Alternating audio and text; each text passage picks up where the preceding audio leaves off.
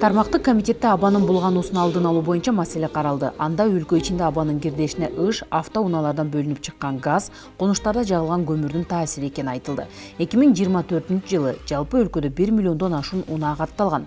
Алардын көпчүлүгүнүн эскилиги жеткен. Ал эми жаңы конуштарда 108 000 үй көмүр менен жылытылууда. Натыйжада аба булганууда.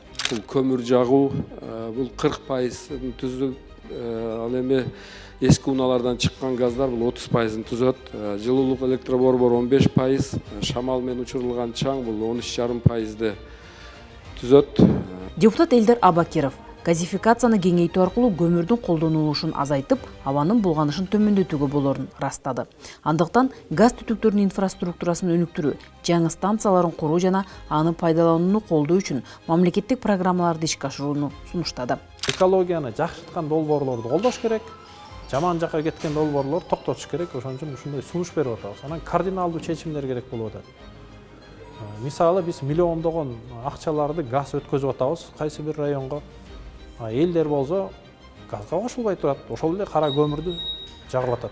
Баарыбыздын ден соолугубузду биз айтып атабыз, 1 же 2 жыл убакыт берели, жеңилдетилген кредит берели, баары газга кошулсун. Газ барган райондо 1-2 жылдан кийин көмүр жагылбаш керек. Ал эми эл өкүлү Бактыбек Чойбеков байытылбаган көмүрдү пайдаланууга тыюу салып, анын ордуна экологиялык жактан таза технологияларды колдонгон жаңы ишканаларды куруу керек деп эсептейт.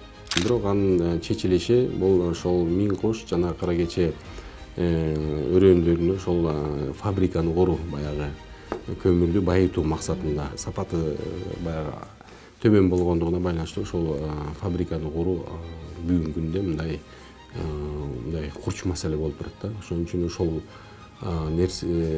тапшырманы бердик, милдеттендирип айттык бүгүнкү экология министрлигине. Мэрияны милдеттендирип, ушул кыш башталганга чейин ушул фабриканы иштетип, баягы сапатын жогорулатып, ушул биздин көмүрдүн жакканга уруксат бериңер деп тапшырма бердик да. Кыргызстанда жалпысынан өткөн жылы 8 миллион даана көчөт тигилген, анын 70% гана көктөгөн. Быйылкы жылы 8,5 миллион бак отургузуу мерчемделүүдө. Учурда Борбордо, тагыраагы Бишкек мэриясынын балансында 173 000 бак бар. Республика боюнча приживаемость 67% көрсөттү.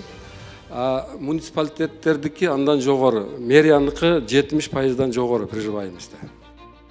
Депутат белгилегендей, акыркы жылдары тигилген бактардын саны көбөйгөнүнө карабастан, алардын канчасынын көктөгөнү жана өсүүсү тууралуу маалыматтар жетишсиз. Бул маселени тезирээк изилдөө зарыл. Анткени бактардын көктөшү экосистеманын туруктуулугуна, абанын сапатына жана климаттык шарттарга түздөн түз таасир этет. Депутат жаңы тигилген бактарга кам көрүү жана сугат системаларын жакшыртууга чакырды. Биринчиден ошол көчөттөрдү отургузардын алдында бир анализ жүргүзсөк деген. Кайсы жерде ошол биз отуруткан бактарактар өсүп кетет, кайсы жерде суугарылат деп.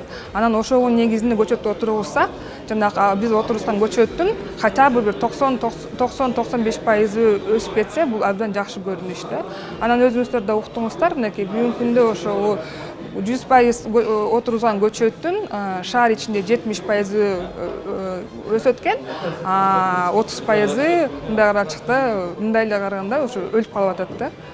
Бул да болсо чоң ошо каражатты талап кылат, анан чоң чыгым болуп атат бюджеттен. Бишкек шаарындагы абанын булганышынын деңгээлин төмөндөтүү боюнча жогорку кеңештин токтомунун аткарылышы жөнүндө маалымат угулуп, эске алынды.